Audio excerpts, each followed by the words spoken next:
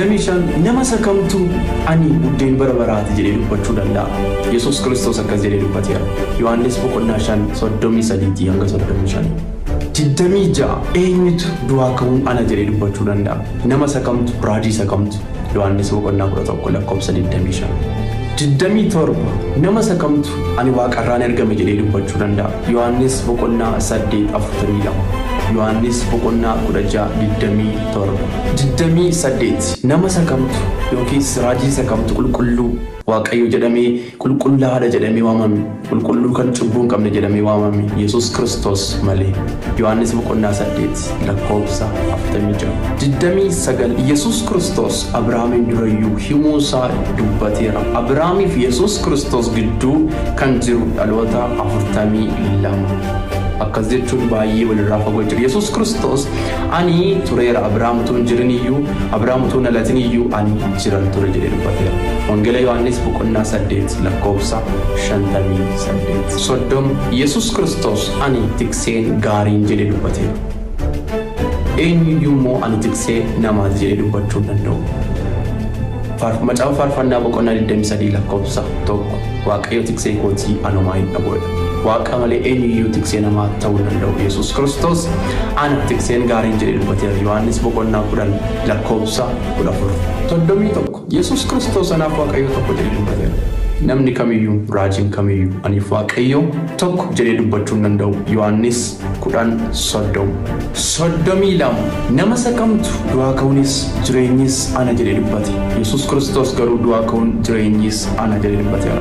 Yohaannis 11:25. 33 eenyutu mootummaa Waaqayyoo irraa yookiis jireenya bara baraa sanarraa bakka isa olaanuu namaaf kakuu galuu danda'a. Yesuus Kiristoos garuu godheera. Yohaannis 11:2. 34 nama sakamtu gara Waaqaatti yookiis mootummaa Waaqaatti yookiis jireenya bara baraattan si fudhadha jedhee himachuu danda'a. Raajii sakamtu akkas gochuu danda'a. Yohaannis 11:3. Yesuus Kiristoos jedheera. 35 nama sakamtu yookiis raajii sakamtu karaan dhugaan jireenyis ana jedhee himuu danda'a. Karaan gara Abbaatti yookiis gara Waaqaatti geessu ana jedhee eenyutu himuu danda'a. Yesuus garuu jedheera. Yohaannis 14:6. 36 nama sakamtu yookiis raajii sakamtu kan na argee Waaqayyoon arge jedhee himuu danda'a. Yesuus Kiristoos kan na argee Waaqayyoon arge jedhee dubbateera. Yohaannis 14:9. 37 nama sakamtu maqaa kootiin yoo kadhattan Waaqayyotti ni ulfaata yookiis maqaa kootiin kadhadhaa jedhee abboomuu danda'a. Eenyu akka jedhee raajii kamtu akkas jedhee beeka. Wangeela Yohaannis 14:13. 38 nama sakamtu yookiis raajii sakamtu hafuura Waaqayyoo kakuu namaaf galuu danda'a. Yohaannis 14:16. 39 raajii kamtu yookiis nama kamtu ani hafuura koo yookiis nagaa koo isiniifan dhiise yookiis nagaa koo isiniifan kenna jedhee himee beeka. Nama sakamtu akkas jedhe. Yohaannis 14:27. 40 nama sakamtu dubbii Waaqayyootiin yookiis sagalee Waaqayyootiin dubbii koo jedhee dubbatee beeka. Yohaannis 14:24. 41 nama sakamtu sababii sagalee kootiif yookiis sababii dubbii kootiitiif qulloofamtaniitu jedhee dubbatee beeka. Yohaannis 15:3.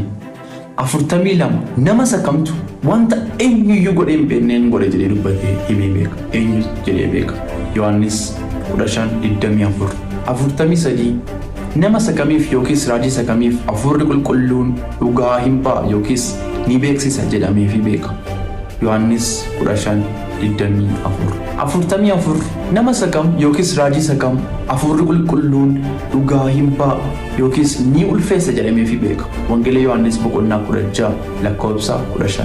45 nama sakam yookiis raajii sakam wanti kan Waaqayyo hundumni kan kooti yookiis kan saati jedhamee beeka.